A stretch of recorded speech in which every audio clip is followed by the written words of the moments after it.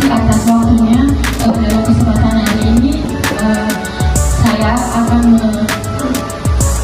menyeminarkan atau memaparkan atau menerapkan diseminasi budaya positif, menerapkan budaya positif di sekolah. Jadi adanya disiplin positif itu yang nantinya akan berkembang menjadi budaya positif yang ada di sekolah kita.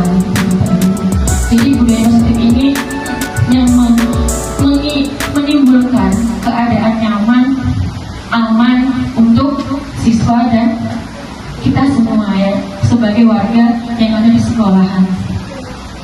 Lanjut saja untuk meminta waktu karena sudah menjelang siang.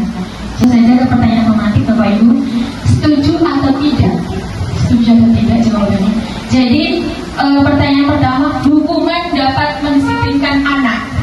Hukuman dapat mendisiplinkan anak. Setuju atau tidak Bapak Ibu? Setuju atau tidak jika hukuman dapat mendisiplinkan anak? Jadi jawabannya ada yang tidak, ada yang setuju. Nanti akan kita bahas di slide-slide berikutnya. Yang kedua, pemberian hukuman dengan hal positif seperti membaca atau membersihkan halaman sekolah dapat meningkatkan disiplin anak. Setuju atau tidak? Tidak. Oke, nanti akan kita bahas Bapak Ibu ya. Simpan dulu jawaban kalian. Yang ketiga, memberi penghargaan dapat meningkatkan motivasi belajar anak. Setuju. Memberi penghargaan dapat meningkatkan motivasi belajar anak. Setuju atau tidak? Oke, simpan dulu jawabannya, nanti akan kita bahas di slide berikutnya. Nah, dalam kesempatan ini yang akan saya paparkan ini begitu banyak ya Bapak Ibu. Ada enam submateri. Yang pertama disiplin positif dan nilai-nilai kebajikan universal. Yang kedua teori motivasi, hukuman, penghargaan dan restitusi. Yang ketiga keyakinan kelas. Yang keempat kebutuhan dasar manusia dan dunia berkualitas. Yang kelima ada 5 posisi kontrol. Yang keenam ada segitiga restitusi. Ini saya benar-benar mau minta waktunya yang banyak di Bapak Ibu karena dalam kesempatan ini memang banyak banget yang harus disampaikan. Jadi yang selanjutnya kita bahas yang pertama adalah disiplin positif dan nilai-nilai kebajikan universal. Kita breaking dulu Bapak Ibu biar sedikit mencairkan suasana begitu ya Bapak Ibu. Mohon Bapak Ibu guru semua silakan kalian siapkan kertas kecil saja dan tulis sesuatu di situ yang yang hanya Bapak Ibu guru tahu, tidak boleh dikasih tahu ke teman yang lain gitu. Jadi tolong siapkan sesuatu yang menurut kalian itu hal yang berharga. Jadi berupa apa itu hanya Bapak Ibu guru yang tahu begitu. Kecil saja. Kemudian setelah sudah disiapkan, Bapak Ibu guru genggam itu kertasnya, genggam seerat-eratnya, dan tidak ada yang boleh melepas genggaman itu kecuali Bapak Ibu guru sendiri. Begitu. Sudah siap Bapak Ibu? Ya. Kira-kira sudah ada belum yang ditulis di situ? Ya. Tulis sesuatu yang berharga, yang kiranya itu sangat berharga sehingganya orang lain itu tidak dapat tahu gitu. Sesuatu itu hanya ibu dan bapak guru yang mengetahuinya begitu. Sudah siap? Siap. Ya. Benda apa ini Bu? Ya boleh benda, boleh sesuatu yang pokoknya berharga deh Pak. Terserah Bapak mau nulis apa.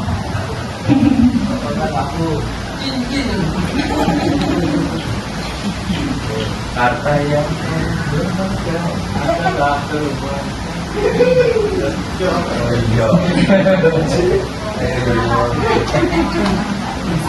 Bapak Ibu semua? Sudah dipersiapkan? Sudah dipersiapkan Bapak Ibu?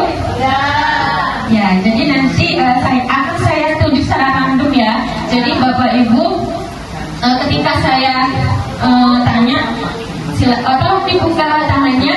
Bapak Ibu akan melakukan apa? Begitu. Jadi apakah tangan itu akan Bapak Ibu langsung buka atau tetap digenggam? Begitu. Ya, karena sesuatu yang ibu bapak guru pegang itu adalah yang sangat berharga. Jadi seolah-olah orang lain itu tidak perlu tahu ini hanya aku yang bisa memegang gitu. Ya, Bu Martini. Ya, jadi sudah disiapkan Bu kertasnya Bu? Ya, sudah disimpan di dalam tangan? Ya, coba Bu dibuka sih Bu. Apa sih sebenarnya di dalam tangan? Bolehkah saya melihatnya? Tidak boleh. Kalau saya gulu-gulu di sini boleh nggak Bu dibuka Bu? Buka dong Bu. Aduh, saya nangis loh Bu kalau nggak dibuka Bu.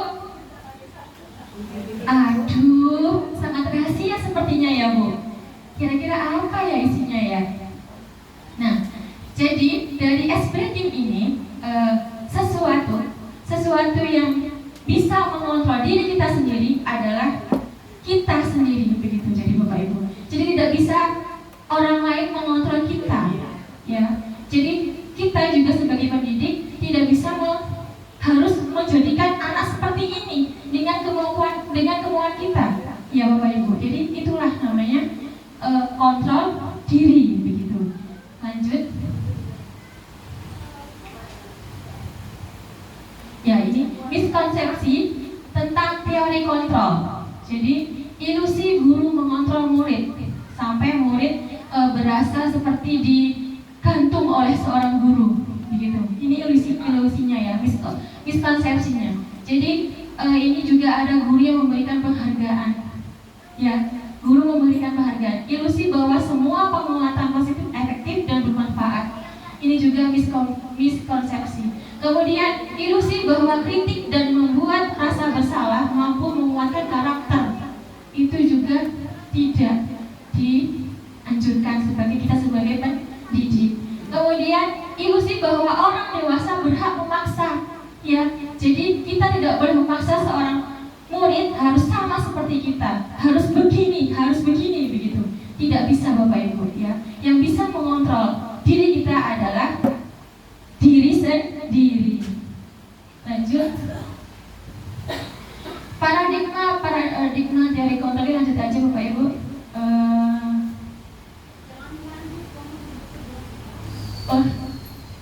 Perubahan paradigma teori kontrol atau teori pilihan ilusi kontrol.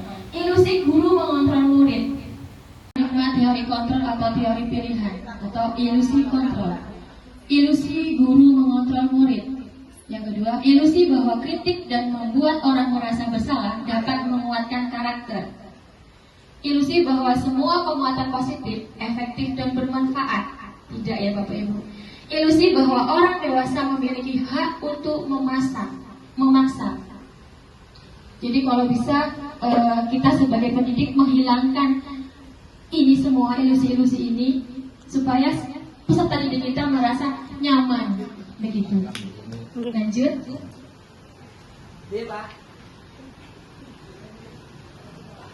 Ya. Perubahan paradigma stimulus respon teori kontrol.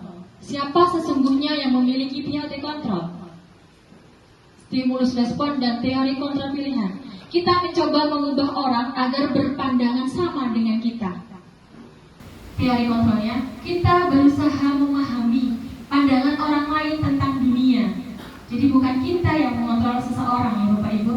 Yang kedua, perilaku buruk dilihat sebagai sesuatu. Teori kontrolnya, semua perilaku memiliki tujuan. Gitu. Yang ketiga, kesalahan orang lain bisa mengontrol saya. Stimulus responnya. Kemudian teori kontrolnya, hanya Anda yang bisa mengontrol diri Anda. Gitu.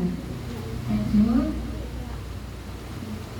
Jadi untuk disiplin positif ini yang akan saya bahas ini sangat banyak sekali Bapak Ibu. Jadi disiplin positif ini teori kontrol atau teori pilihan menurut William Glasser ya. Anda tidak bisa mengontrol orang lain, hanya Anda yang bisa mengontrol diri Anda sendiri. Setuju Bapak Ibu? Ya. Semua perilaku memiliki tujuan. Tujuannya apa? Ya. Begitu. Kemudian model berpikir menang-menang. Jadi ini kolaborasi dan konsekuensi menciptakan pilihan baru. realitas atau kebutuhan kita berbeda. Kita berusaha memahami pandangan orang lain tentang dunia. Setiap orang memiliki gambaran yang berbeda.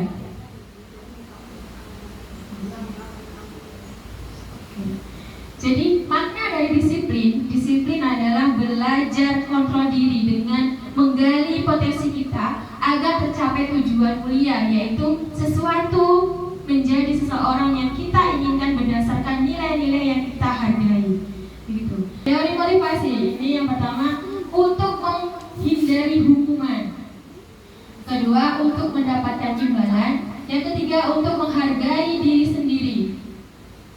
Ini ketiga itu termasuk dari motivasi ekstrinsik, begitu. Jadi kalau untuk motivasi intrinsik itu untuk menghargai diri sendiri, itu Bapak Ibu, dengan nilai-nilai kebajikan universal dan menuju ke keyakinan kelas. Keyakinan kelas Bapak Ibu guru semua sudah paham ya, karena setiap kelas saya itu sudah memiliki keyakinan kelas yang disepakati oleh siswa-siswa.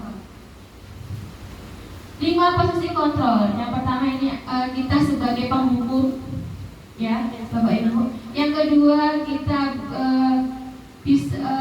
sebagai pembuat rasa bersalah. Yang ketiga kita sebagai teman. Yang keempat sebagai pemantau. Yang kelima sebagai manajer. Jadi kalau bisa kita ini berada di sebagai manajer. Jangan sampai kita berada di penghukum atau pembuat rasa bersalah. Jadi kita sebagai manajer kalau bisa jangan ada di antara nomor 1 dan 2, ya Bapak Ibu. Kemudian setelah 5 posisi kontrol itu ada segitiga restitusi. Jadi restitusi ini tujuannya untuk mengembalikan posisi siswa ke keadaan semula, begitu. Jadi dengan adanya menstabilkan identitas, validasi kebutuhan dan menanyakan keyakinan. Nanti kita akan bahas selanjutnya. Apa makna disiplin? Disiplin sudah tahu semua ya Bapak Ibu. Apa sih disiplin? Disiplin itu apa sih sebenarnya? Disiplin adalah taat pada aturan. Berasal dari bahasa Latin disciplina yang artinya belajar. Makna asal dari kata ini berkonotasi dengan disiplin dari murid-murid Socrates dan Plato. Disiplin diri membuat orang menggali potensinya menuju sebuah tujuan. Apa yang dia hargai. Namun budaya kita, makna kata disiplin telah berubah menjadi sesuatu yang dilakukan seorang pada orang lain untuk mendapatkan kepatuhan. Cenderungan umum adalah menghubungkan kata disiplin dengan ketidaknyamanan, bukan dengan apa yang kita hargai atau mencapai suatu tujuan mulia. Jadi biasanya kebiasaan saya ini sebagai dari zaman lampau nih ya Bu. Jadi sebelum saya tahu materi ini, disiplin itu saya terapkan diri saya sebagai guru yang selalu menghukum anak gitu. Misalkan anak itu telat, jadi tidak kita tanyakan kenapa, tapi terus saya hukum. Silakan naik ke lapangan 10 kali, misalkan begitu. Silakan tulis sebanyak 100 lembar, gitu. Ya setelah saya pelajari, oh ternyata kita tidak boleh berada di buku, tidak boleh berada seorang guru yang menghukum, gitu Bapak Ibu ya. Kita hilangkan itu. Lanjut. Nilai-nilai kebajikan universal. Nilai-nilai kebajikan adalah sifat-sifat positif manusia yang merupakan tujuan mulia yang ingin dicapai setiap individu. Nilai-nilai tersebut bersifat universal dan lintas bahasa, suku bangsa, agama maupun latar belakang. Nilai-nilai kebajikan yang ingin dicapai oleh setiap anak Indonesia kita kenal dengan profil pelajar Pancasila. Gimana lagunya Bapak Ibu itu? Belajar Pancasila, beriman dan bertakwa pada Tuhan yang Esa, akhlak mulia, berkebinekaan global, gotong royong mandiri, kreatif dan bernalar kritis. Belajar Pancasila, beriman dan bertakwa pada Tuhan yang Esa, akhlak mulia, berkebinekaan global, gotong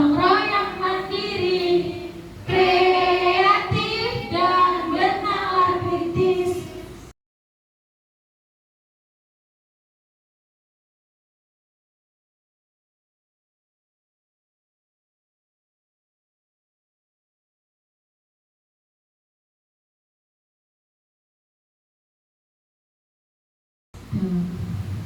Lanjut. Teori motivasi, hukuman dan penghargaan restitusi. Apa sih sebenarnya ini? Ya. Teori motivasi perilaku manusia. Dari motivasi eksternal. Untuk menghindari ketidaknyamanan, hukuman, apa yang akan terjadi apabila saya tidak melakukannya? Ini dari ekstrinsik. Kemudian yang kedua, dari motivasi eksternal, untuk mendapatkan imbalan dari orang lain atau institusi, apa yang akan saya dapatkan apabila saya melakukannya? Begitu. Ini motivasi eksternalnya. Kemudian motivasi internalnya, untuk menghargai diri sendiri. Saya akan menjadi orang yang seperti apa bila saya melakukannya. Itu baru motivasi dari diri kita sendiri, bukan paksaan dari orang lain untuk mempengaruhi pikiran kita. Menurut Gadget Dewantara, merdeka adalah merdeka itu artinya tidak hanya terlepas dari perintah, juga cakap akan tetapi buat memerintah diri sendiri. Maksudnya gimana Bapak Ibu? Jadi yang bisa memerintahkan diri kita hanyalah diri sendiri. Lanjut. Dihukum oleh penghargaan. Nah, tadi kan ada tuh waktu awal-awal tuh ya tadi ya buku matik yang pertama tadi itu penghargaan dapat meningkatkan semangat belajar siswa. Ternyata tidak Bapak Ibu.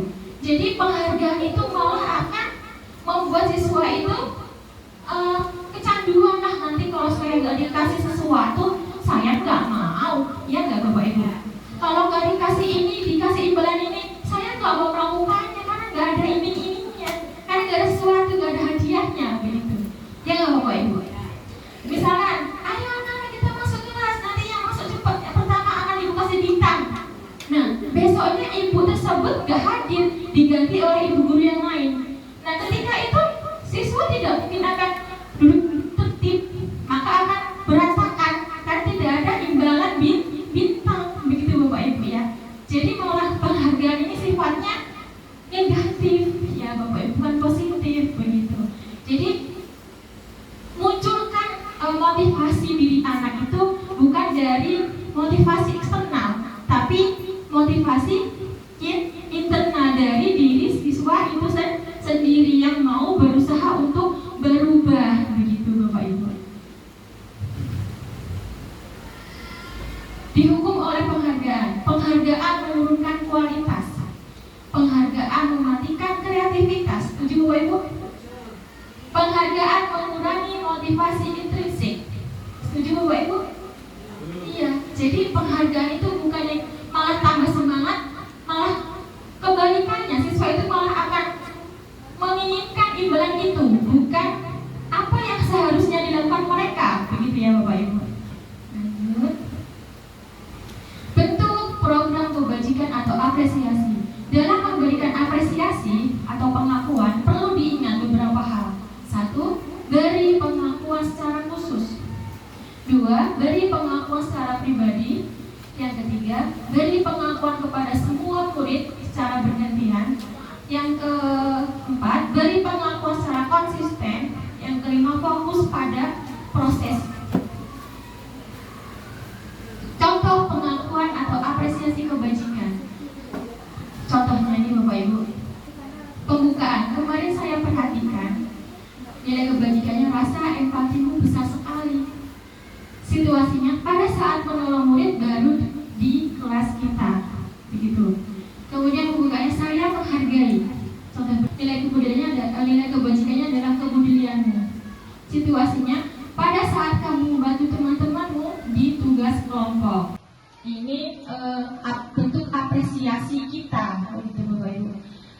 Pembukaan misalnya, terima kasih untuk kegiatan apa yang sudah dilakukan oleh anak itu. Nilai kebajikannya rasa tanggung jawabmu. Situasinya pada saat kamu memungut kertas-kertas yang berserakan di lantai. Jadi kan rasa kepedulian siswa itu timbul dengan sendirinya, gitu loh. Nah, di sini untuk membedakan ya untuk membedakan antara hukuman dan konsekuensi. Jadi kalau hukuman itu menurut Bapak Ibu guru apa? Hukuman. Ada yang bisa menyebutkan apa sih perbedaan hukuman dan konsekuensi? Hukuman dan konsekuensi. Ada yang bisa membedakan? Ibu Emil? Kalau hukuman itu sifatnya negatif, kalau Oke, izin Bu Wahyu. Kalau hukuman itu sifatnya negatif dan akan berdampak masa yang panjang, sedangkan konsekuensi itu dampaknya positif dan tidak berdampak durasi yang panjang gitu. Terima kasih. Ya, terima kasih jawabannya Bu Emil, sangat tepat sekali ya. Jadi kalau hukuman ini sifatnya menekan ya, dan membuat siswa itu akan terngiang-ngiang selanjutnya sampai seterusnya begitu. Tapi kalau konsekuensi ini sudah dibuat gitu sama kita sebagai guru sama siswa. Sudah kita buat konsekuensinya kalau tidak ingat nanti seperti ini. Nah, sudah kita buat bareng-bareng sama siswa di kelas. Itu namanya itu perbedaan antara hukuman dan konsekuensi. Contohnya di sini misalkan mencatat 100 kali di dalam buku kalimat. Saya tidak akan terlambat lagi karena terlambat ke sekolah. Itu termasuk hukuman apa konsekuensi ya Bapak Ibu? Kemudian lari mengelilingi lapangan basket 2 kali karena terlambat di sekolah. Termasuk hukuman atau konsekuensi? Hukuman. Kemudian murid diminta untuk push up 15 kali karena tidak menggunakan masker. Hukuman apa konsekuensi? Ya, hukuman. Menggantikan kertas tugas semuanya yang tadi coret-coret. Konsekuensi. Coba Bapak Ibu guru siapa yang bisa mengerjakan semuanya ya? Mohon bantuannya dong. Barang-barang aja udah. Oh, bareng-bareng aja sudah ketemu jawabannya. Ya, jadi yang pertama ini kalau mencatat tidak akan terlambat lagi karena terlambat sekolah, namanya hukuman. Lari mengelilingi lapangan basket 2 kali. Hukuman. Murid diminta untuk push up 15 kali. Menggantikan kertas tugas temannya telah dicoret. Konsekuensi. Iya, udah paham semua berarti Bapak Ibu guru ya. Yang selanjutnya membersihkan tumpukan air di meja tulis karena tersenggol pada saat belajar. Konsekuensi. Murid disuruh untuk menggunakan sepatu seharian di sekolah karena murid disuruh untuk tidak ini ya dengan tidaknya tidak menggunakan sepatu di sekolah seharian di sekolah karena tidak menggunakan sepatu hitam. Ini maksudnya tidak menggunakan sepatu seharian ya Bapak Ibu. Ini kurang kata tidak ini. Iya, berarti termasuk apa Bapak Ibu? Hukuman. Lari mengelilingi lapangan basket 2 kali karena terlambat masuk sekolah. Apa? Hukuman. Nah, ini ada jawabannya Bapak Ibu. Ya, ini jawabannya. Yang pertama adalah hukuman, yang kedua hukuman, yang ketiga hukuman, yang keempat konsekuensi, yang kelima konsekuensi, yang keenam hukuman, yang ketujuh konsekuensi. Aduh. Ya, ini perbedaan yang tadi kita bahas ya. Jadi untuk hukuman dan konsekuensi, perbedaannya adalah kalau hukuman sesuatu yang menyakitkan, harus terjadi, yang tidak diinginkan oleh siswa, tapi terjadi gitu. Kalau konsekuensi sesuatu yang harus terjadi karena sudah disetujui atau disepakati di kelas begitu. Jadi ini perbedaan antara hukuman dan konsekuensi. Anak membenci kedisiplinan. Kalau hukuman itu jelasnya anak malah nggak taat disiplin ya Bu, malah benci gitu. Jadi ada contoh ini ya Bu, saya tuh dulu itu pernah dihukum sama guru saya waktu saya SD. Terus terang saja nih, sampai sekarang tuh masih teringat-ingat Bu, karena ya dihukum dan dipermalukan begitu Bu di depan teman-teman saya sekelas gitu. Jadi kan hukuman itu bukan membuat saya itu takut sama guru, itu malah saya benci sampai sekarang. Jadi bukan benci, rasanya itu masih ada, masih terngiang-ngiang begitu Bapak Ibu. Jadi kalau bisa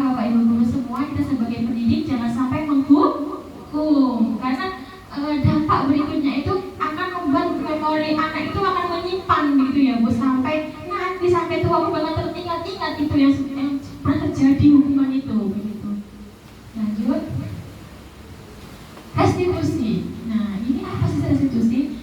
Restitusi adalah proses menciptakan kondisi bagi murid untuk memperbaiki kesalahan mereka. Jadi mengembalikan posisi ke awal lagi. Jadi dari mereka itu melakukan kesalahan, maka kita akan merestitusi itu mengembalikan posisi mereka ke dalam kelompoknya, kelompok kelasnya gitu. Jadi tidak akan kita bahas berulang-ulang lagi begitu. Jadi kita mengembalikan dirinya anak tersebut begitu, sehingga mereka bisa kembali pada kelompok mereka dengan karakter yang lebih kuat, bukannya malah kita hakimi dengan hukuman begitu. Lanjut. Ciri-ciri restitusi yang pertama, bukan untuk menebus kesalahan, namun untuk belajar dari kesalahan. Yang kedua, memperbaiki hubungan, hubungan. Yang ketiga, tawaran bukan paksaan. Yang keempat, restitusi menuntun untuk melihat ke dalam diri. Kemudian restitusi mencari kebutuhan dasar yang mendasari tindakan. Yang selanjutnya, restitusi diri adalah cara yang paling baik untuk mengembalikan posisi anak tersebut. Jadi budaya positif ini terbentuk dari pertama dari peraturan kelas. Peraturan kelas ini kita tentukan, kemudian akan terbentuklah keyakinan kelas. Keyakinan kelas ini akan membentuk sebuah lingkungan yang positif. Lingkungan positif ini akan membentuk sebuah budaya positif yang kita yakini gitu, budaya positif yang kita dapat kita laksanakan setiap harinya gitu.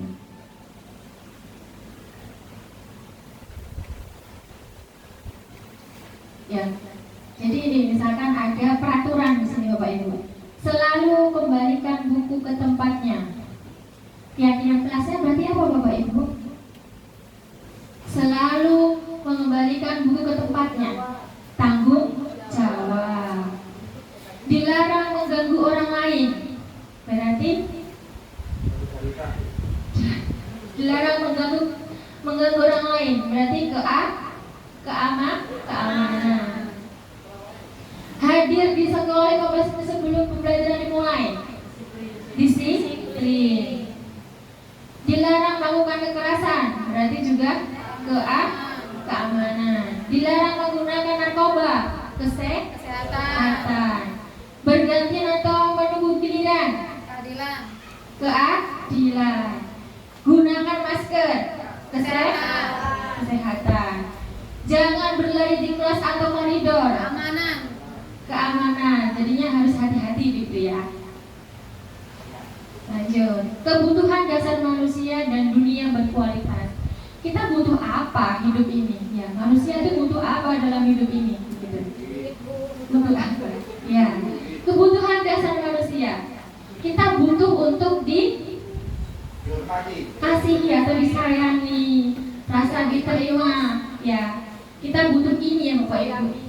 Kemudian kita juga butuh penguasaan. Ya enggak Bapak Ibu? Penguasaan diri, penguasaan. Kemudian kita juga butuh kesenangan. Pasti ya, masa lebih jutek baik. Kita juga butuh kebebasan. Ya enggak Bapak Ibu? Ya, kita butuh bertahan hidup. Ya, jadi bertahan hidup dengan adanya ini semua. Ya, Bapak Ibu. 5 posisi kontrol. Ya, ini kita sejenak menonton video ya Bapak Ibu.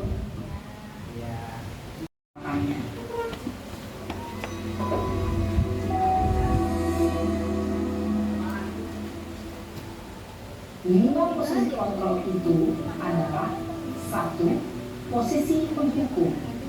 2. Posisi pembuat merasa bersalah. 3. Posisi teman. 4. Posisi pemantau atau monitor. Dan 5. Posisi manajer. Untuk lebih memahami kelima posisi tersebut, mari kita saksikan kasus Naren yang terlambat hadir di waktu murid di sekolah dan melihat bagaimana kelima posisi kontrol dalam menghadapi masalah tersebut. Si penghukum nih Bapak Ibu ya. Jadi kalau bisa dijelaskan si penghukum.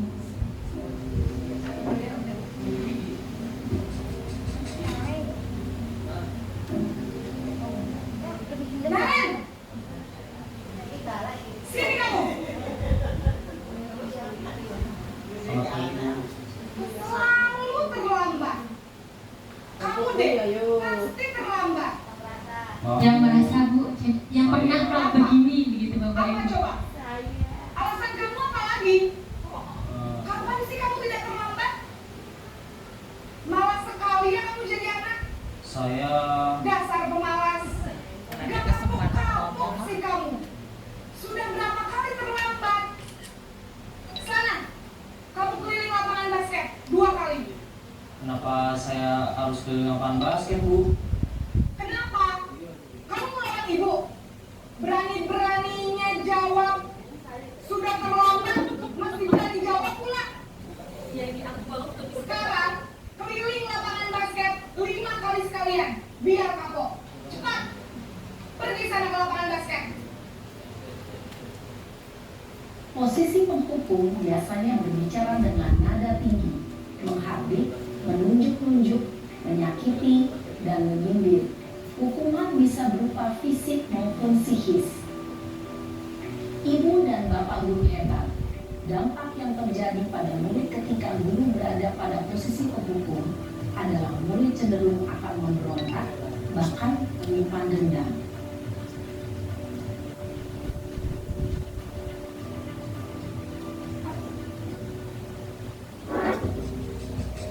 Ini pembuat merasa bersalah yang kedua.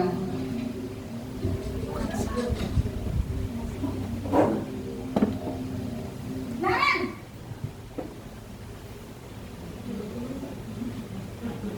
Selamat pagi, Bu. Naren. Kamu kenapa terlambat lagi, nak? Ya Tuhan, Naren. Kamu senang ya bikin ibu susah ya? Kalau kamu terlambat lagi, nanti ibu yang ditegur bapak kepala sekolah, nak. Disangka ibu tidak bisa membina kamu. Duh, gimana ini? Maaf, Bu. Duh, Gusti Naren. Kamu suka ya kalau ibu ditegur bapak kepala sekolah? Terus, sekarang ibu harus tulis apa ini di buku absen? Ini kamu sudah sering terlambat loh. Ibu harus apa coba? Maaf, Bu. Maaf sekali. Ya sudah, lain kali jangan bikin ibu susah lagi ya nak ya. Ibu tidak akan kuat lagi kalau kamu gini terus. Bisa jantungan kalau ibu ditegur bapak kepala sekolah. Sana cepat ke kelas. Maaf ya, Bu. Maaf sekali.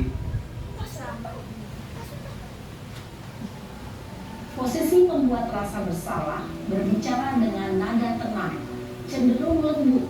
Namun kata-kata yang diutarakan membuat murid merasa menjadi orang yang gagal, memandang buruk dirinya sendiri, merasa tidak berharga, dan tidak sanggup membahagiakan orang lain. Ketika guru mengambil posisi membuat rasa bersalah, murid akan menganggap dirinya yang bersalah dan ia akan menyimpan emosi negatif tersebut di dalam dirinya.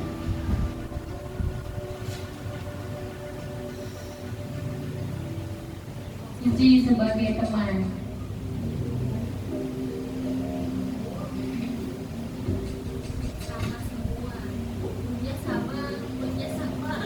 Naren! Adalah identitas sukses atau berhasil.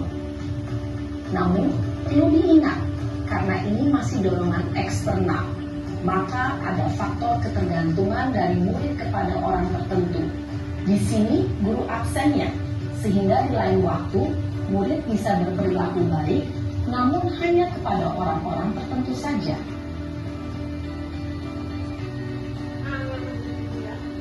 Ini sebagai pemantau atau monitor.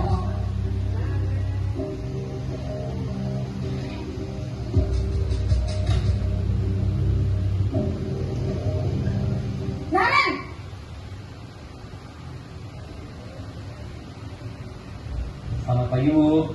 Nah Ren, apa peraturan sekolah kita tentang jam berapa kita harus masuk sekolah nak? Kita harus di sekolah jam 7 Bu. Iya betul, sekarang sudah jam 7.20. Nah Ren sudah tahu konsekuensinya jika terlambat hadir? Paham Bu. Saya harus tinggal kelas pas jam istirahat selama 20 menit. Iya benar, konsekuensinya demikian. Jadi nanti jam 9.30 pas istirahat, kamu harus tinggal di kelas, kerjakan tugas tambahan untuk ketertinggalan kamu, ya? Baik Bu. Posisi pemantau mengandalkan penghitungan atau data untuk mengontrol murid. Guru mengarahkan murid berdasarkan peraturan dan konsekuensi. Seorang pemantau menunjukkan bahasa tubuh dan ekspresi wajah yang datar dan cenderung formal.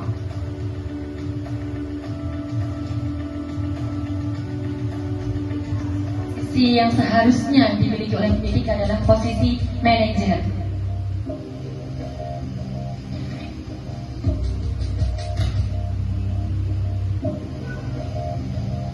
Naren! Jam 7, sekarang sudah jam 7.20. Jadi sekarang bagaimana ini Naren? Maaf Bu, saya lupa soal saya semalam. Baiklah, menurut kamu, keyakinan sekolah yang mana yang perlu kamu tingkatkan? Menghargai diri sendiri dan orang lain mungkin ya Bu. Setuju. Jadi, apakah Naren meyakini prinsip saling menghormati tersebut? Iya Bu, saya meyakini. Apakah Naren bersedia memperbaiki masalah keterlambatan ini? Bersedia Bu. Bagaimana kalau akan memperbaiki masalah keterlambatan ini? Saya akan coba untuk tidak lupa menyetel alarm saya Bu. Baik, kalau Naren lupa menyetel alarm di rumah, ada orang yang kira-kira bisa bantu mengingatkan tidak? Ada Bu, kakak saya, Kak Emma. Ada lagi selain Kak Emma? Selain Kak Emma, ada ibu saya. Baik, jadi yang mengingatkan Naren adalah Kak Emma dan ibu kamu ya? Kira-kira akan mulai setel alarm kapan nih Naren? Setelah pulang sekolah, akan segera saya lakukan. Baik, jadi Naren akan setel alarm untuk bangun besok pagi dan akan diingatkan oleh kakak dan ibu dan Naren ya? Ada lagi yang mungkin perlu dilakukan Naren? Agar tidak terlambat bangun lagi. Tidak ada Bu. Baik Naren, terima kasih untuk kerjasama kamu. Sekarang kamu perlu kembali ke kelas untuk belajar. Baik Bu.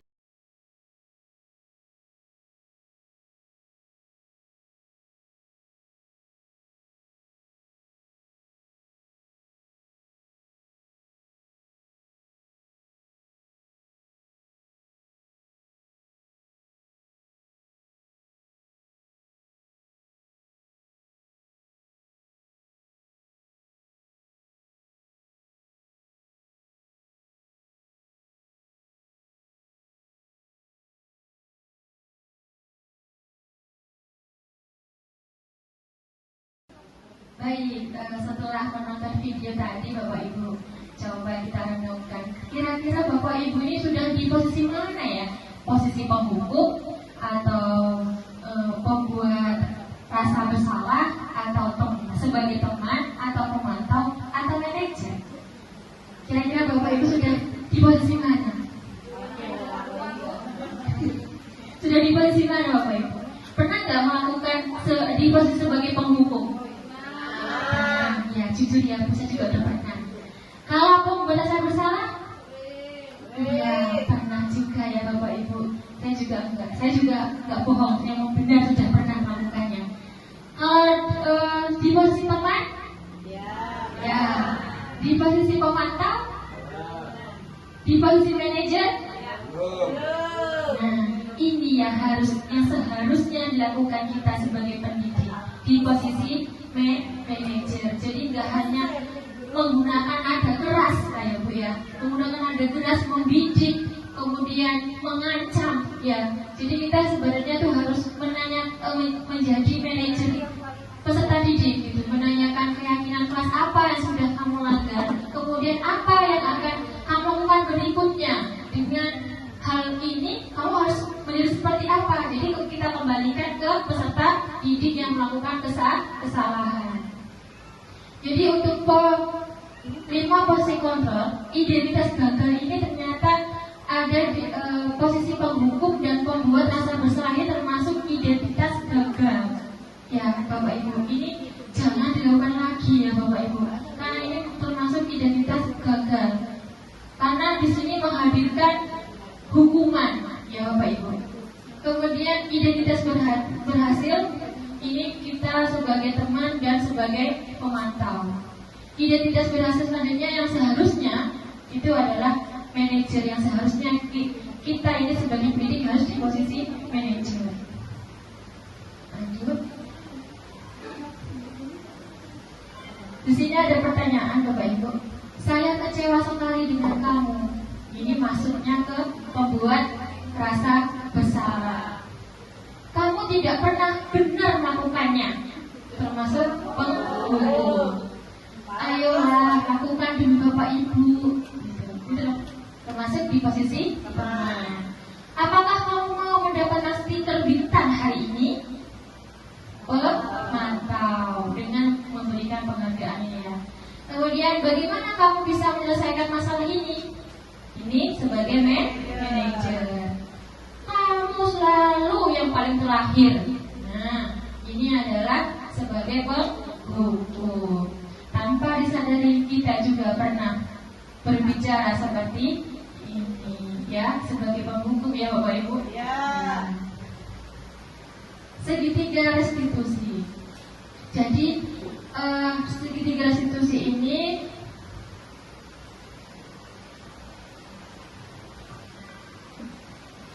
ada 3 tahapan. Yang pertama, menstabilkan identitas. Ya, menstabilkan identitas ini untuk membuat anak yang merasa gagal karena berbuat salah menjadi positif terhadap dirinya. Jadi sebelum kita itu menghakimi anak itu melakukan kesalahan, kamu kibar ngomong telat, kamu tadi bangkong ya ini gitu. Jangan seperti itu dulu Bu. Kita stabilkan dulu keadaan anak tersebut dengan cara ini. Guru berkata, berbuat salah itu hal yang manusiawi. Tidak ada manusia yang sempurna. Bapak Ibu juga pernah berbuat salah. Kita pasti bisa menyelesaikan permasalahan ini. Itu yang seharusnya kita ucapkan ya Bapak Ibu. Bukan yang langsung kita doktrin anak ini. Kamu ini telat terus gitu ya Bapak Ibu. Bapak Ibu tidak tertarik untuk mencari tahu siapa yang benar, siapa yang salah. Bapak Ibu lebih tertarik untuk menyelesaikan masalah ini. Kalau kamu menyalahkan diri kamu sendiri terus menerus, apakah kamu bersikap baik pada dirimu sendiri? Ya, gitu. Jadi jangan membuat anak itu merasa down dengan adanya kesalahan yang telah diperbuat. Jadi kita harus membangkitkan juga semangat pada diri anak tersebut. Lanjut. Setelah kita menstabilkan identitas, kita memvalidasi kebutuhan anak tersebut. Apa yang kita lakukan? Guru berkata, kamu bisa saja kan melakukan hal yang lebih buruk, tapi kamu tidak melakukannya. Gitu. Misalkan anak itu tugasnya dicontek oleh temannya. Kemudian jelasnya anak itu kesal dan merasa marah, begitu ya Bapak Ibu. Untungnya siswa itu tidak langsung memukul, masih hanya kesal saja, gitu, tidak memukul. Gitu. Kamu tidak melakukannya kan? Ya, ini sudah selesai materi yang saya sampaikan ya Bapak Ibu. Sebelumnya saya minta untuk refleksi hal baru apa yang mengubah paradigma saya yang saya dapatkan dari yang sudah saya paparkan tadi. Saya minta kesediaannya Bapak atau Ibu guru menyampaikan kira-kira yang sudah didapatkan itu apa, begitu Bapak Ibu. Ada yang bersedia untuk maju membacakan hasilnya yang sudah didapatkan hari ini? Ada. Ya, ya Ibu Dwi, silakan Bu Dwi. Maju.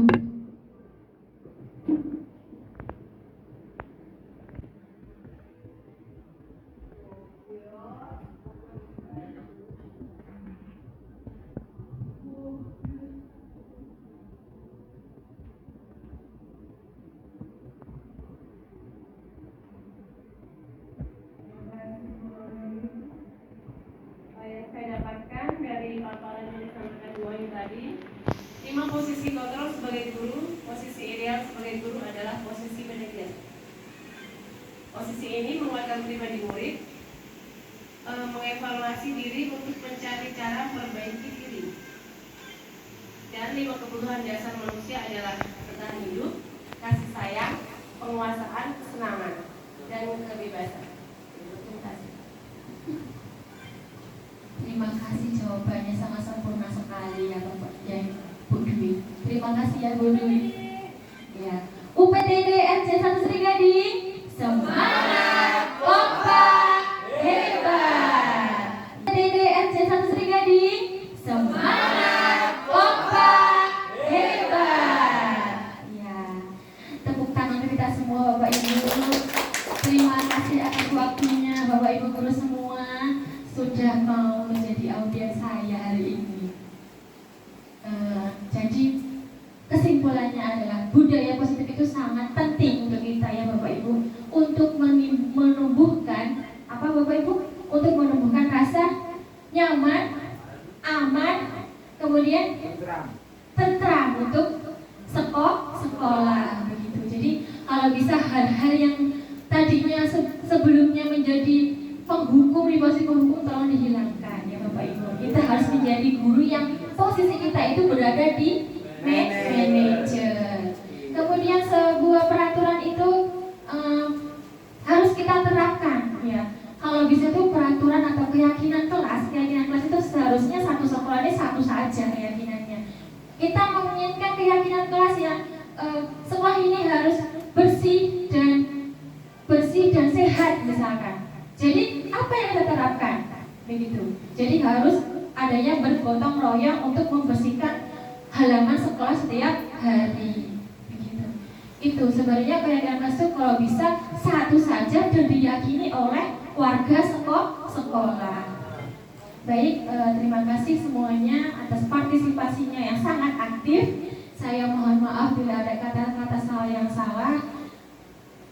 Saya akhiri, wassalamualaikum warahmatullahi wabarakatuh. Waalaikumsalam. Tepuk tangan kita semua Bapak Ibu, terima kasih. Assalamualaikum warahmatullahi wabarakatuh.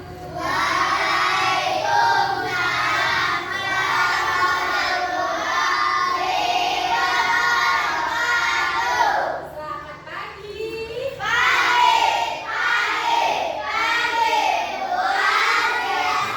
Apa kabar nih hari ini? Alhamdulillah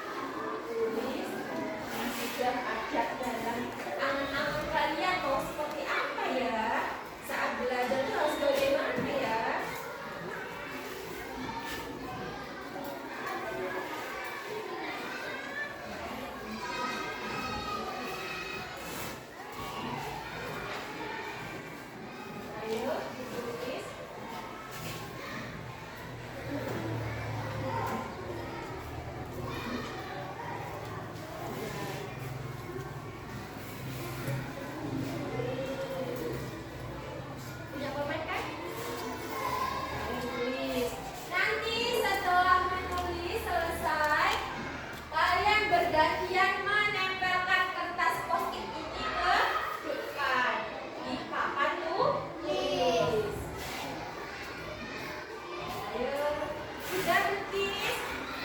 Sudah. Boleh ditempel bergantian tapi ya, jangan bareng-bareng.